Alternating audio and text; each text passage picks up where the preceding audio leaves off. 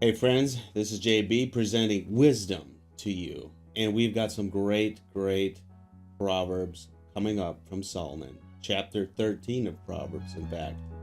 Now, wisdom doesn't come just from Proverbs. In fact, Christ himself had greater wisdom. But this challenge came to me to present these Proverbs to you. And that's what I'm doing, one day at a time.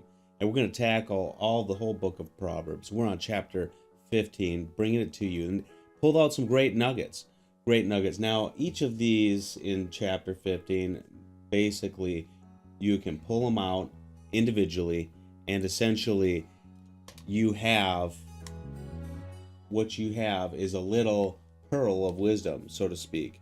And the Proverbs themselves are oftentimes such that you can pull those together, pull those out, and little bits, little verses are something that you can bring with you. What we have today is the Proverbs.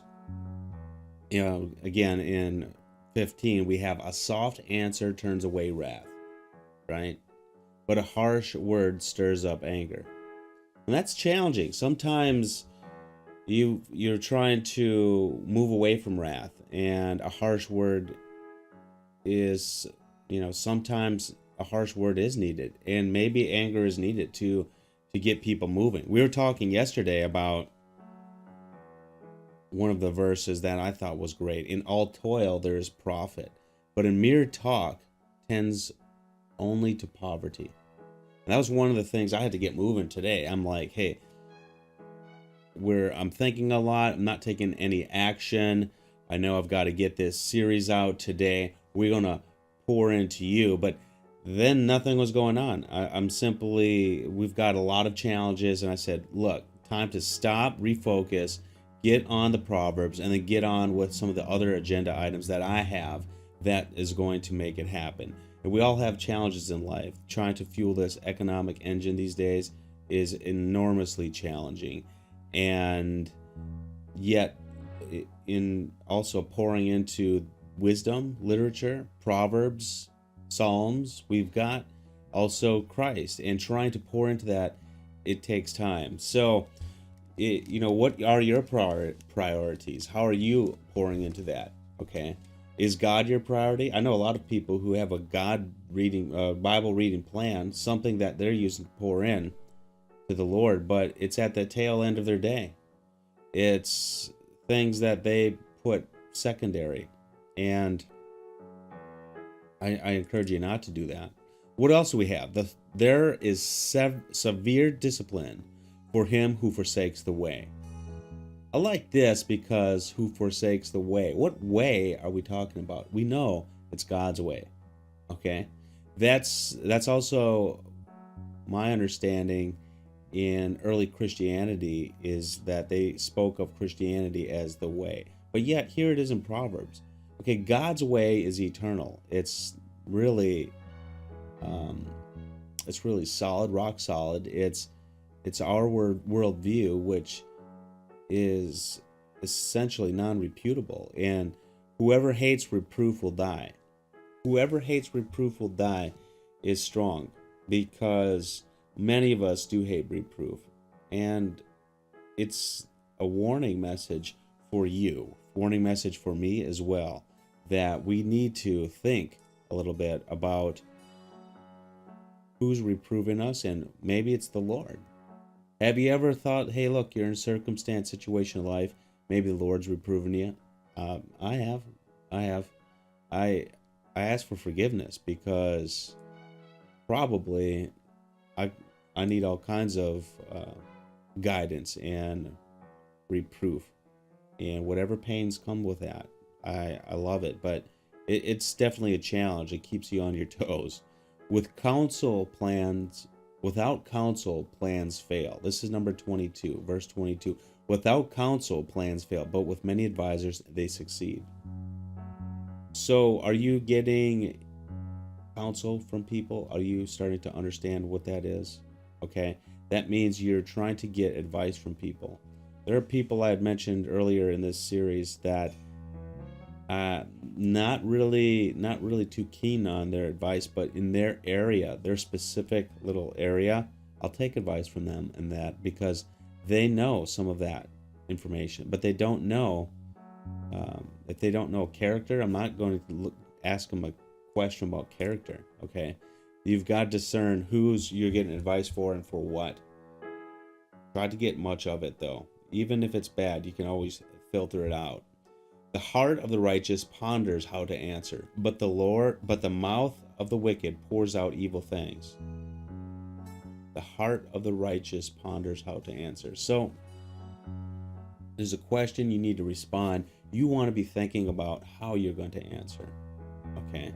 Are you going to answer kindly? Are you going to answer with strong words? Are you going to bring them into the fold to sort of help them understand? All right. You want to consider these things. I have to consider these things often.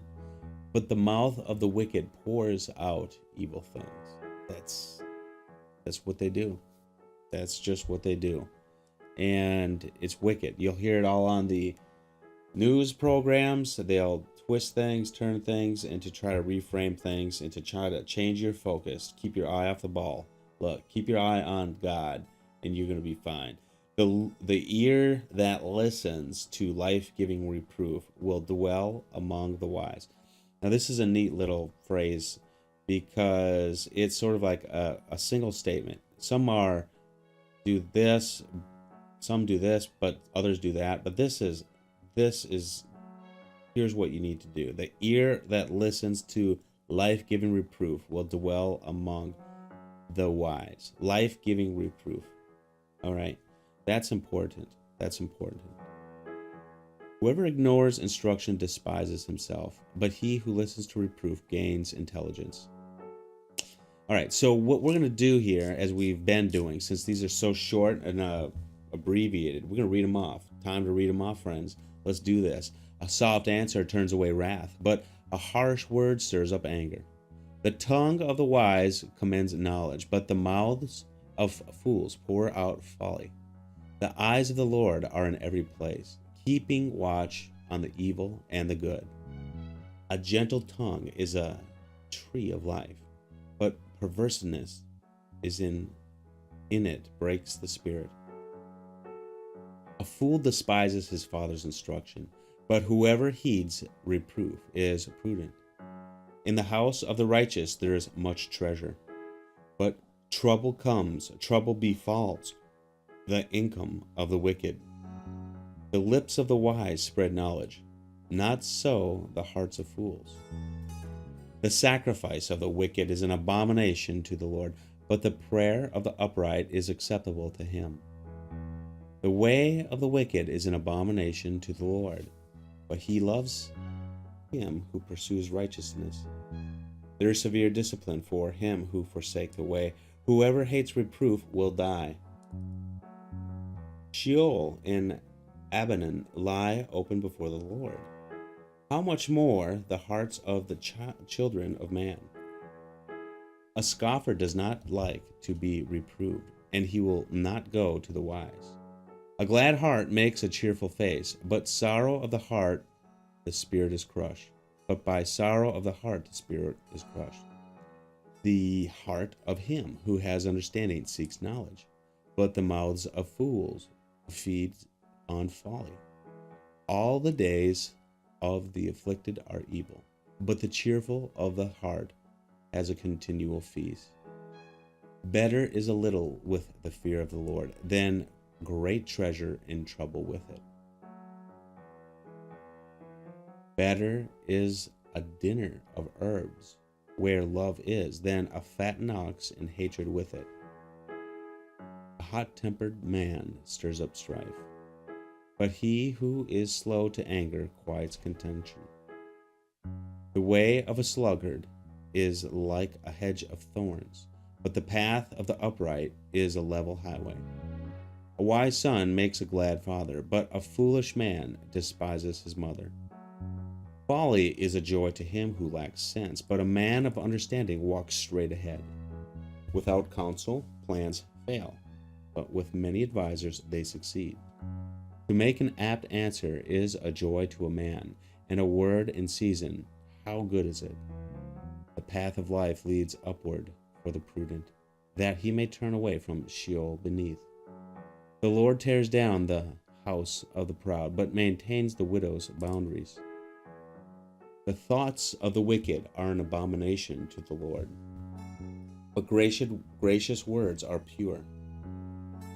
Whoever is greedy for unjust gain troubles his own household, but he who hates bribes will live. The heart of the righteous ponders how to answer, but the mouth of the wicked pours out evil things. The Lord is far from the wicked, but he hears the prayers of the righteous. The light of the eyes rejoices the heart, and good news refreshes the bones. The ear that listens to life-giving reproof will dwell among the wise. Whoever ignores instruction despises himself, but he who listens to reproof gains intelligence. The fear of the Lord is instruction in wisdom, and humility comes before honor. This is a nice little closing. The fear of the Lord is instruction to wisdom. The fear of the Lord. Do you fear the Lord? Do you know who he is? Do you know that he just holds you up? And he could drop you if he wanted to, but he doesn't. And humility comes before honor. You've got to be humble. You've got to understand that it's not you, it's God. And it's not you and your great things, it's God and his great things. It's not you and all your giftings, it's the giftings God has given you. What are you doing with them, my friends? Get some wisdom, get understanding. Let's do this. Take good care, my friends.